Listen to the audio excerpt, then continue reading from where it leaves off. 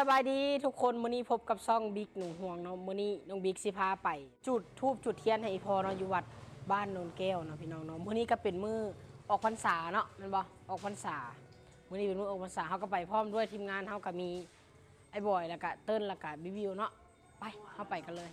ตอนนี้น้องบิ๊กก็ได้ขึ้นรถท่าแม่อยู่เนาะตอนนี้เพิ่นกำลังเกี่ยมอุปกรณ์สิไปแล้วก็เกี่ยมธูปเกี่ยมเทียนเนาะพี่น้องเนาะตอนนี้ก็ท่าแม่เพิ่นใส่สิ้นเนาะใส่สิ้นแล้วก็เฮาสิพากันไปจุดที่เป็นศาลพระภูมิเนาะบ่เป็นศาลพระภูมิอย่างก็เอิ้นธาตุพระธาตุอีโพเนาะก็อยู่ที่บ้าน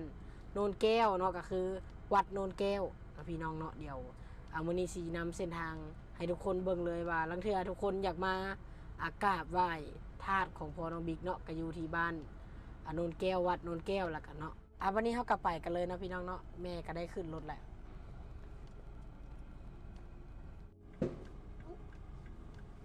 ตอนนี้กำลังเดินทางไปเนาะน้องบิ๊กซีเว้าถึงมื้อวันที่ออกพรรษาก็คือมื้อนี้เนาะปกติสิมีพ่อแล้วก็แม่เนาะเต้าโฮมกันแล้วก็พากันเฮ็ดเรือไฟเนาะพี่น้องเนาะเรือไฟเพราะว่ามันหลังจากที่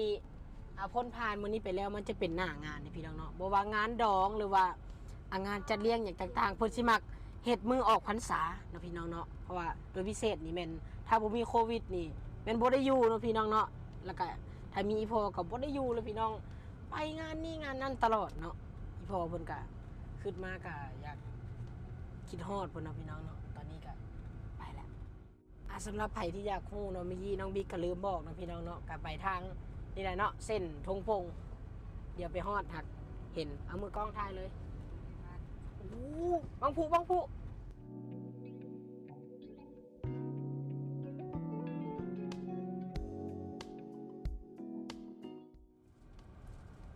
ตอนนี้ก็มาฮอดที่วัดแล้วเนาะนี่ตอนนี้ก็เพิ่นกำลังจูดอย่างนี้เทียนเนาะมือเขาพรรษาเพิ่นก็คนลาวเขาก็เป็นแนวนี้นะพี่น้องเนาะคือออกพรรษาใต้เทียนนะพี่น้องเนาะคนลาวเขาก็เป็นแนวนี้แหละนะแม่เนาะถือวัฒนธรรมนี้มาแต่หลายพันปีแล้วเนาะพี่น้องเนาะนี่เนาะสำหรับใครที่อยากรู้ถึงธาตุโพกิเนาะตอนนี้ก็ฮอดแล้วลงเลยไปกันเลยลงเลยเนาะโอ้คือมืดแท้ไปตามมาเลยทุกคน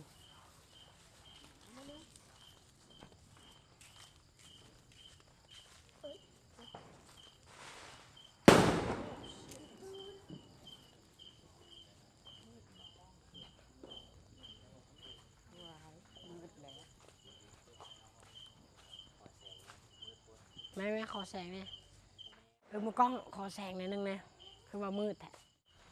ตอนนี้ก็ถือว่าใครขึ้นแล้วนะพี่น้องเนาะปัจจุบันเพื่อนกะได้ไปเปิดไฟให้ขอบใจเพื่อนหลายๆตอนนี้มาเบิ่งในเนาะธาตุของพ่อแล้วก็อันนี้คือธาตุพ่อเท่าแตนเนาะเลยว่าพ่อของอีเมเนาะแล้วก็ของธาตุอีพ่อ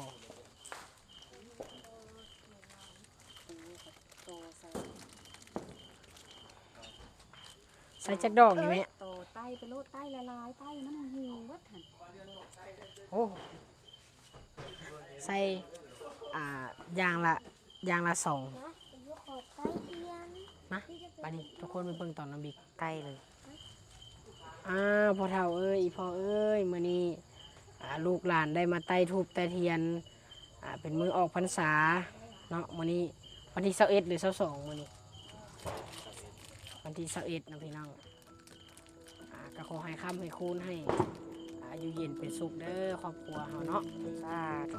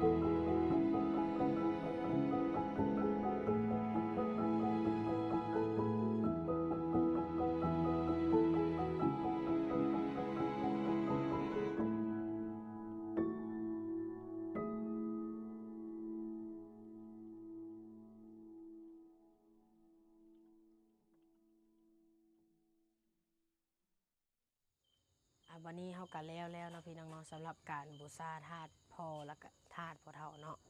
เรื่องบิ๊กซีข้อเพิ่นก่อนเนาะเอาอีพอเอ้ยลูกสิเอาไปก่อนเด้อลูกสิเมื่อก่อนเด้อพ่อเด้อถึงว่าอีพอสิอ่าจากไปดุลแล้วเนาะแต่ก็อีพอยังอยู่ในใจลูกเสมอเด้อพ่อเด้อแล้วก็ในครอบครัวทุกคนเด้อพ่อเด้อพ่อเฒ่าเอ้ยหลานกลับก่อนเด้อพ่อเฒ่าเด้อสาธุไม่ไหนทุกคนเนาะเมื่อกี้น้องบิ๊กกำลังสิไปลอยกระทงเนาะพอดีเพิ่นมีแจ้งการออกมาว่าบ่ให้ไปลอยกระทงเนาะกระแมนพร้อมเพิ่นเนาะเพราะว่าช่วงนี้ก็เป็นในช่วงโควิดถ้าไปแน่นอนพี่น้องแน่นอนก็คือคนหลายเนาะพี่น้องเนาะในการลอยกระทงเพราะว่ามันจะบ่ได้ลอยกระทงเป็นผู้เดียวเนาะพี่น้องเนาะแต่ว่ามื้อนี้สิมาแก้เคล็ดพี่น้องว่าสิลอยกระทงเป็นกระทงใหญ่ๆเนาะพี่น้องเนาะเอานี่คือกระทงเราจะลอยมื้อนี้เนาะอ้าวลอยเลยอ้าวโชคให้โชคบดีขอให้ไปกับปีนี้เด้อปีนี้ก็ขอให้มีแต่แนวดีๆสุขภาพแข็งแรงร่ำรวยเฮาเองสาธุ